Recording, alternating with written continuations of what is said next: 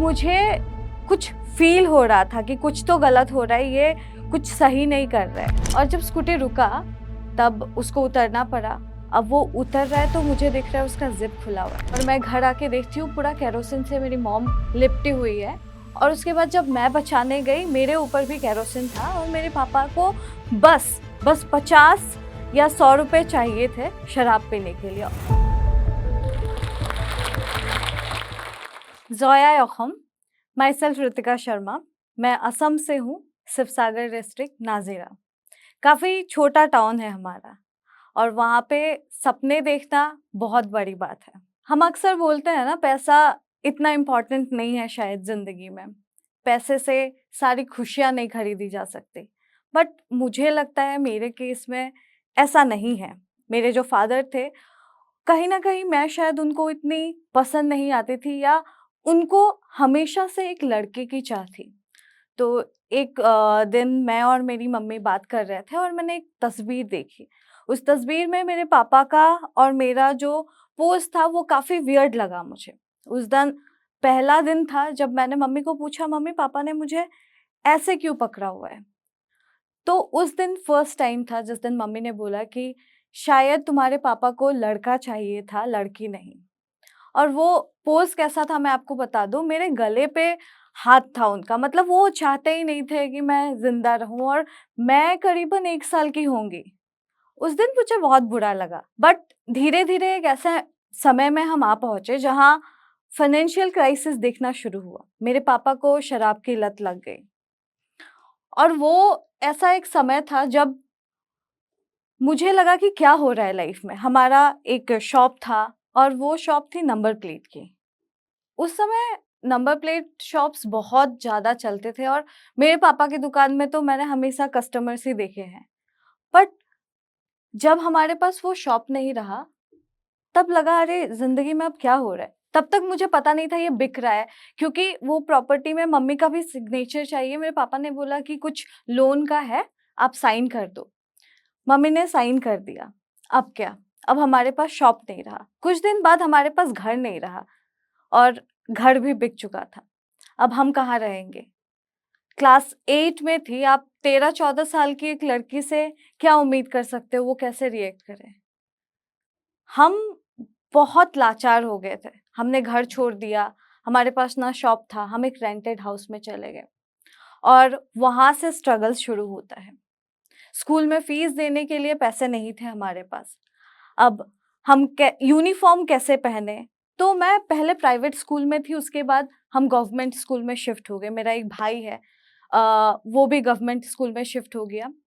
And class 10th में मुझे अभी भी याद है, मेरे पास किताब खरीदने के हमारे पास पैसे नहीं थे और मैं ट्यूशन्स जाती थी। ट्यूशन्स 1 महीने एक सर के पास ट्यूशन लिया और उसके बाद उनको फ़ी देने के लिए हमारे पास पैसे नहीं थे। हमें बार-बार ट्यूशन चेंज करनी पड़ती थी, ऐसी परिस्थितियाँ आ पड़ी थी। बट वही ना कि अगर कुछ करना है तो बहुत ज़्यादा मेहनत करनी पड़ेगी। मैंने ट्यूशन्स वग़ैरह छोड़ दिया और मैं खुद पढ़ने लगी। तो उसी टाइम मैंने होम ट्यूशन स्टार्ट किया। अब यहाँ मैंने 300 रुपए में होम ट्यूशन स्टार्ट किया था। एक छोटे बच्चे को पढ़ाती थी मैं। तो मैंने आपको बोला ना मेरा नाम है ऋतिका, इसका मतलब है going with the flow, flowing water, बहता हुआ पानी। तो मैं हर जगह पे वो बहते हुए पानी की तरह ही जाने लगी और 300 रुपए के ट्यूशन से मैंने शुरुआत की थी। 12th क्लियर होते ही मैंने एक मेडिकल स्टोर में अकाउंटेंट का जॉब शुरू किया। मुझे 3000 रुपए मिलते थे। 12 घंटा काम करके 3000 मिलता था हमको और उसी से घर चलाना होता था। तो उस समय वो 3000 भी हमारे लिए बहुत था, बिकॉज़ घर पे ब्रेकफ़ास्ट करके जाऊँगी मैं जॉब पे, वैसा भी हालत नहीं था। तो ब्रेकफ़ास्ट के लिए भी पैसे नहीं थे। तो अब वो 3000 हमारे लिए बहुत ज़्यादा थे। और जब भी मैं काम पे जाती थी, मैं देखती थी जब मैं घर से निकल रही हूँ, मेरे पापा शराब पी के आ रहे हैं। मतलब सुबह से ही वो पीना चालू कर देते थे और तो एक दिन मैं शॉप से आ रही थी। मैं बहुत खुश थी। खुश इसीलिए थी कि मैं एक ही शॉप में अकाउंट्स का काम करती थी, अब मुझे 2 शॉप मिल चुके थे। अब मैं डिवाइड कर सकती हूँ, पैसे ज़्यादा आएँगे। पर जब घर आई, तब मैंने देखा मेरी मॉम बहुत चिल्ला रही थी, बहुत रो रही थी और मैंने जब दरवाज़ा खोला, मैंने मेरी मॉम को देखा केरोसिन से लिपटी हुई। और फिर जब मैंने पूछा कि क्या हुआ, तो पता चला मेरे पापा को पैसे चाहिए थे शराब पीने के लिए, और मेरी मॉम वो नहीं दे पाई, इसीलिए उन्होंने बोला आज या तो तू रहेगी या तो मैं, और उन्होंने पूरा केरोसिन डाल दिया। मेरी मॉम, मुझे अभी भी याद है, रो रही थी, शिवर कर रही थी, और हम हेल्पलेस थे। तो आप लोग सोच रहे होंगे नेबर्स कहाँ हैं, रिलेटिव्स कहाँ हैं? तो हमारे लाइफ में नेबर्स या रिलेटिव्स का कोई काम ही नहीं है। तो मैं आपको बता दूँ, मैंने पहले भी बताया आपको, अगर पैसे नहीं हो तो क्या कुछ हो सकता है आपके साथ, बहुत गलत हो सकता है आपके साथ। 9-10 बज रहे थे और मैं घर आके देखती हूँ पूरा केरोसिन से मेरी मॉम लिपटी हुई है, और उसके बाद जब मैं बचाने गई, मेरे ऊपर भी केरोसिन था, और मेरे पापा को बस 50 या 100 रुपए चाहिए थे शराब पीने के लिए, और उसके लिए इतना गंदा हालत। हम घर से निकल गए, हमें घर से निकाल दिया गया। हम करीबन 11-12 बजे तक एक मंदिर के आगे बैठे हुए थे, और मेरी मॉम रो रही थी, और तब मैंने ठान लिया कि नहीं, अब ऐसे तो नहीं चलेगा। और उसके नेक्स्ट डे मैं गई, फिर भी काम में गई मैं, और उसके नेक्स्ट डे काम पे जाके मेरे को बहुत ज़्यादा चक्कर आ रहा था, मैं गिर गई। तो मेरे हाथ से एक मेडिसिन का बॉटल गिर गया, और मैंने जब वो बॉटल का प्राइस देखा, तो वो 800 लिखा हुआ था। तो 800 उस टाइम हमारे लिए बहुत बड़ी बात है। अब ये पैसा भी मुझे ही देना पड़ेगा, क्योंकि वो सैलरी से तो कटेगा, और जब सैलरी से कटेगा तो घर पे कम पैसा आएगा। उसी टेंशन में मुझे लगा कि मुझे मेरे कज़न को बोलना चाहिए, या मुझे मेरे रिलेटिव से शायद हेल्प लेना चाहिए, और मैं कहीं न कहीं, शायद मैं नहीं ले रही, वो तो करना ही चाहते होंगे। तो मैंने मेरे कज़न को कॉल किया।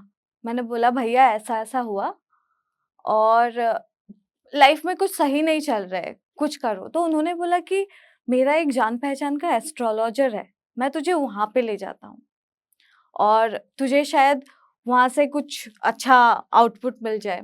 तो मैंने बोला ठीक है, मैं उनके साथ गई। अब वहाँ क्या हुआ, हम अभी तो बचपन में ही सिखा देते हैं अपने बच्चियों को ना गुड टच, बैड टच क्या होता है। बट उस टाइम हमारे को कोई सिखाने वाला नहीं था कि गुड टच क्या होता है, बैड टच क्या होता है। वो हमारा सिक्स्थ सेंस ही एक था। तो मैं स्कूटी पे जा रही थी, मुझे अभी भी याद है, और उन्होंने बोला कि तू स्कूटी चला ले। मुझे लगा ठीक है, भाई है, स्कूटी चलाने बोल रहा है, मैं उसको पीछे बैठा के ले गई। अब मुझे कुछ फ़ील हो रहा था कि कुछ तो गलत हो रहा है, ये कुछ सही नहीं कर रहा है। और उसके बाद अचानक स्कूटी, उस दिन पता नहीं क्या था, शायद ये सच्चाई ही बाहर आने वाली थी। तो जब मैंने स्कूटी रुक गया खुद, और जब स्कूटी रुका, तब उसको उतरना पड़ा। अब वो उतर रहा है तो मुझे दिख रहा है उसका ज़िप खुला हुआ है, और मैं शॉक्ड। मैंने बोला,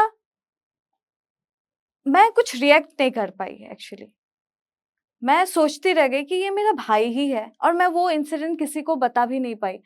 फिर भी वो बोल रहे ठीक है, अब स्कूटी ठीक हो गया, अब वापस तू चला। बट मेरे पे उतना हिम्मत नहीं था कि मैं चलाऊँ स्कूटी। मैंने बोला नहीं भैया आप चलाओ, और जैसे-तैसे मैं घर आई, और घर आके मैंने मम्मी को बताया। मम्मी ने बोला कि नहीं, शायद तूने ही गलत देखा होगा, वो तेरा भाई है, वो ऐसा नहीं कर सकता। लेकिन मुझे याद है वो वैसा ही था, उसने वही किया था जो मैं सोच रही हूँ। और उसके बाद वो 1 वीक के बाद फिर से बोल रहा है कि तुझे वो एस्ट्रोलॉजर के पास नहीं ले जा पाया ना, आज फिर से चलते हैं। तो उसका इंटेंशन मुझे बहुत क्लियर समझ में आ रहा था। तो अगर मेरे पास पैसे होते, मुझे वहाँ जाना नहीं पड़ता, और अगर मैं वहाँ नहीं जाती, मेरे साथ ऐसा नहीं होता। तो फिर से अगेन, मेरे लिए तो पैसा बहुत इम्पोर्टेंट है। तो अगर अभी ये 800 का बॉटल टूटा है, वो भी एक चिंता का विषय था। और उसी समय मैं देख रही हूँ कि अब मेरे पापा का तबीयत बहुत ज़्यादा खराब होने लगा। मेरे पापा इतने पीने लगे, वो सुबह से पीते थे। पी के हमेशा घर आते थे और गिर जाते थे। अब उनको मेंटली वो डिस्टर्ब हो चुके थे। तो मैंने सोचा कि नहीं, कोचिंग फिर से स्टार्ट करना होगा, फिर से बच्चों को पढ़ाना होगा, क्योंकि वहाँ जो स्कोप था मुझे ज़्यादा दिखाई दे रहा था। मैं जब घर से निकलती थी तब मेरे जो स्टूडेंट्स मुझे दिखाई देते थे वो हमेशा पूछते थे, मैम आप हमें नहीं पढ़ाओगे क्या? बच्चे थे। लेकिन मैंने सोचा ठीक है, अब यही स्टार्ट करते हैं। तो मैंने एक रेंट में रूम लिया। वो रूम भी नहीं मिल रहा था। वो रूम, मैं आपको बता दूं, बहुत छोटा एक रूम था और उस रूम में हमको पेंट करना पड़ा, फ्लोर साफ करना पड़ा, काफी गंदा था। वो रूम हमने साफ किया और मेरे एक अंकल हैं, उनको मैंने बोला, अंकल मैं आपको बाद में पैसे दूंगी, आप मुझे 2 डेस्क बेंच बना के दो। तो उन्होंने बना दी और हमने वहीं से शुरू किया। मेरा एक दोस्त था शुभम, वो भी, उसका भी फाइनेंशियल इश्यूज चल रहा था, तो उसने बोला मैं पढ़ाऊंगा अकाउंट्स, मैं पढ़ाती थी इकोनॉमिक्स। हमारे पास 12 बच्चे थे और हमने वैसे ही जर्नी शुरू की और हमने 12 बच्चे से अपनी कोचिंग की शुरुआत करी। और ऐसा था मन में कि इन 12 बच्चों को इतने अच्छे से पढ़ाना है कि ये रिजल्ट अच्छा करे, हमारे पास और बच्चे आए। तो हमने उन 12 बच्चों को पढ़ाया। उन्हीं में से एक बच्चा हमारा बहुत होनहार निकला और उसने असम में एक सब्जेक्ट में हाईएस्ट मार्क लाया। तो उस समय हमारे लिए वो बूम था, क्योंकि उसके बाद हमारे पास बहुत सारे स्टूडेंट्स आने लगे, बहुत पेरेंट्स हमको पूछने लगे, गाइडेंस के लिए फ़ोन करने लगे और यहाँ से शुरुआत होती है कोचिंग जर्नी की, यहाँ से शुरुआत होती है मेरे स्ट्रगल की और एक फेज़ की। तो अब मेरे पास करीबन 50 बच्चे थे। हम पढ़ा रहे थे ऑफलाइन, हमारा अच्छा जा रहा था। तो वो वैसा चल ही रहा था, स्ट्रगल फेज़ ये वो। उसके बाद मैं एक दिन घर जाती हूँ मेरे कोचिंग से और मुझे लगा कि सब कुछ सही हो चुका है अब ज़िंदगी में, अब सब कुछ ऑन ट्रैक होगा। बट मेरे लाइफ में शायद सही हो ही नहीं सकता एक भी बार में। तो उस दिन मैं बहुत खुश थी अगेन कि अब तो मम्मी को बताऊँगी कि सब सही हो रहा है और मैं ट्राई कर रही हूँ, कुछ ना कुछ अच्छा होगा। और उसी दिन घर जाके देखती हूँ मेरे पापा के सर से बहुत खून बह रहा है और मेरी मम्मी उनको पकड़ के बैठी हुई है। बट हमारे को हेल्प करने के लिए भी कोई नहीं था। मेडिकल फैसिलिटीज़ के लिए भी ले जाए कोई, इसके लिए भी कोई नहीं था। मेरी मम्मी पकड़ के बैठी हुई थी और जब मैं गई, मैं सुन रह गई। मैं उनको ले जा रही थी हॉस्पिटल, हम भाग रहे थे। उनको 9 स्टिचेस आए थे। उसके 7 डेज़ बाद ही मेरे पापा चल बसे। अब तो क्या, फिर मैंने सोचा हर कुछ ट्रैक पे आ गया, सब सही हो गया। बट जिनको दिखाना था, या मैं, क्योंकि मैंने आपको बोला मेरे पापा को हमेशा से एक लड़के से ज़्यादा प्यार था, तो जिनके लिए मैं इतना कुछ कर रही थी, जो शायद एक लड़का भी यही करता, वही नहीं रहे हैं। और हमारे सिर से फिर से एक हाथ चला गया, क्योंकि आपको लग रहा होगा कि पापा कुछ तो कर नहीं रहे थे, लेकिन नहीं करके भी बहुत कुछ कर रहे थे, क्योंकि इसके बाद हम लोगों को और बहुत कुछ सहना पड़ा। अब जैसे कि हमारे पास घर नहीं था, हमारे पास दुकान नहीं थी और जितने सेविंग्स थे मैंने अपने पापा के ट्रीटमेंट में लगा दिया। तो अब वापस से रीस्टार्ट करना पड़ा। तो मैंने कोचिंग बहुत दिन बंद रखा, या तो मैंने क्या किया, एडटेक कंपनीज़ को मेल करना शुरू कर दिया। और आपको मैं बता दूँ, एक कंपनी को तो मैंने 30 टाइम्स मेल किए और वो कभी रिवर्ट ही नहीं आता था। तो मुझे लगा कि नहीं, अब तो नहीं होगा। बट फिर भी मुझे हमेशा एक होप था कि चलो, वो बोलता है ना, 100 दरवाजे खटखटाओ तुम, अपॉर्च्युनिटीज़ हैं ज़िंदगी में, कोई ना कोई तो दरवाज़ा खुलेगा, कहीं से तो कुछ पॉज़िटिव आएगा। क्योंकि हम रुक जाते हैं, हमको लगता है कि नहीं, अब कुछ नहीं होने वाला। लेकिन आपने शायद उतना ट्राई नहीं किया, क्योंकि अगर आप उतना ट्राई करते तो आपसे होता। वो आपका ट्राई इतना ज़्यादा सही ट्राई नहीं था कि आपको उससे रिज़ल्ट मिले। तो मैं फिर से मेल करती गई, नॉर्मल होने लगा लाइफ़। मैं हमेशा उठती, कोचिंग जाती, सुबह मेरा 5 बजे का क्लास था और मुझे हमेशा 9 बजे, क्योंकि मुझे लगता था कि एडटेक कंपनीज़ वाले या मतलब जो भी मेल्स देखते होंगे वो मीटिंग से पहले देखते होंगे, तो मैं 9 बजे हमेशा मेल करती थी। एक दिन उनका रिप्लाई आया। उन्होंने पूछा कि आपके पास क्या एक्सपीरियंस है? मैंने बोला सर ऑनलाइन एक्सपीरियंस तो कुछ नहीं है। तो उन्होंने बोला फिर नहीं हो सकता है कुछ ऋतिका, क्योंकि हमारे पास जितने हैं सारे एक्सपीरियंस फैकल्टीज़ हैं या हम एक्सपीरियंस लोगों के साथ ही काम करते हैं। तो मैंने और दूसरे कंपनी को अप्रोच करना शुरू किया। एक कंपनी से पॉजिटिव रिप्लाई आया। मैंने देखा कि चलो यहाँ कुछ स्कोप है। उन्होंने बोला कि आप शुरू करो, आप कैसे शुरू करना चाहते हो करो, हम साथ देंगे। तो क्या है, हमको ज़ीरो से स्टार्ट नहीं करना था, उनको चाहिए था एक चैनल ऑलरेडी। तो मैं यूट्यूब चैनल सर्च करने लगी। उन्होंने बोला कि आप अगर यूट्यूब चैनल एक ला के दोगे एक्सिस्टिंग, तो हम वहाँ से शुरू कर देंगे। वहाँ से हम आपको क्लासेस करवाना शुरू कर देंगे। अब यूट्यूब चैनल मिले तो सही, क्योंकि असम में तो वो था ही नहीं कल्चर। मैंने जैसे आपको बोला, कॉम्पिटिटिव एग्ज़ाम्स के लिए कोई प्रिपरेशन करता भी था तो ऑफ़लाइन जाता था या 1-2 गिने-चुने कोचिंग्स थे। तो मैंने एक दिन एक चैनल को मेल किया और उनका रिप्लाई आ गया। उन्होंने बोला ठीक है, मैं सेल करना चाहता हूँ। वो आए, मैं अकेले, क्योंकि मैं नाज़िरा एक बहुत छोटा टाउन है और वहाँ से मैं कभी आगे गई ही नहीं। मैंने 8 आवर्स का ट्रैवल किया और उसके बाद मैं गुवाहाटी पहुँची। गुवाहाटी में मैं उनसे मिली। 5 घंटे करीबन लगे मुझे उनको कन्विंस करने के लिए कि हाँ, ये है, ऐसे करना है। इस तरीके से हम करना चाहते हैं, आपको साइन करना होगा, आपको लीगली जाना होगा, और उन्होंने हमको दे दिया। अब क्या, चैनल भी मिल गया। मुझे लगा ठीक है, कुछ तो हुआ, क्योंकि ये सब जब मैं बता रही थी अपने दोस्तों को या किसी को भी, तो उनको लग रहा था है तू नाज़िरा में बैठी हुई है, दिल्ली के कंपनीज़ के साथ तू बात कर रही है और तुझे लग रहा है कि वो आएँगे और कुछ रिवॉल्यूशन होगा, बट हुआ ऐसा। और मैंने बोला ना, आप 100 दरवाजे खटखटाओगे तो उसमें से एक तो ज़रूर पॉज़िटिव रिस्पॉन्ड करेगा। और ऐसे शुरुआत होती है हमारे कोचिंग की। ऑनलाइन कोचिंग सेंटर्स या ऑनलाइन प्लेटफ़ॉर्म्स में हम आने लगे और विदिन फ्यू मंथ्स बच्चों को मैं पसंद आने लगी। बच्चे मेरे वीडियोज़ देखने लगे, तो मैंने सोचा कि ऑफ़लाइन भी करते हैं। मैंने ऑफ़लाइन सेंटर्स भी शुरू किया। वहाँ भी हमने गवर्नमेंट स्कीम्स के साथ शुरू किया। तो हम अभी भी free of cost government job के लिए अगर आप प्रिपेयर कर रहे हो तो हम उनको पढ़ाते हैं फ्री ऑफ कॉस्ट। और ये हमारा सरकार के साथ एमओयू साइन होता है, अलग-अलग कॉलेजेस में साइन होता है एमओयूज़, और उनके बच्चों को हम फ्री ऑफ कॉस्ट पढ़ाते हैं, क्योंकि हमें पता है एजुकेशन कितना इम्पोर्टेंट है। और हमें ये भी पता है कि अगर आपके पास मीन्स ना हो तो लोग आपके कितने फ़ायदे उठा सकते हैं।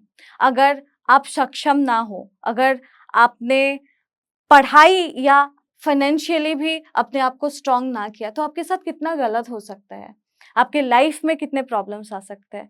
तो वहाँ से बहुत सारी हमारी जो फीमेल कैंडिडेट्स हैं उन्होंने क्रैक किया है एग्ज़ाम, मेल ने भी क्रैक किया। मैं फीमेल क्यों बता रही हूँ, जिन्होंने क्रैक नहीं भी किया उनको भी हमने इंटर्नशिप के लिए रखा, हमारे ही कोचिंग्स में हमने उनको टीचर रखा, हमारे ही कोचिंग्स में हमने उनको अलग-अलग काम दिया। तो आज आपको मैं बता सकती हूँ कि मैं जहाँ पे मेरे पास कुछ नहीं था, क्योंकि नमक जो 10 रुपए का आता था, हम नमक भी अफ़ोर्ड नहीं कर पाते थे।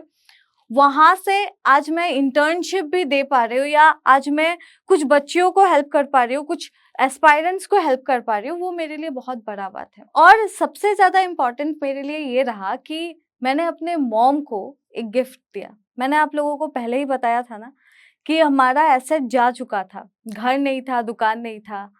तो मेरे लिए ये सबसे बड़ा मोमेंट है, सबसे बड़ा अचीवमेंट है, क्योंकि मेरे पिताजी को हमेशा लगता था कि मैं शायद लड़का होती तो उनके लिए बेटर होता, या मैं कुछ नहीं कर पाऊँगी, और उन्होंने जो दुकान सेल किया, उसी को फिर से रीपर्चेज़ किया, मेरे मॉम को गिफ्ट किया।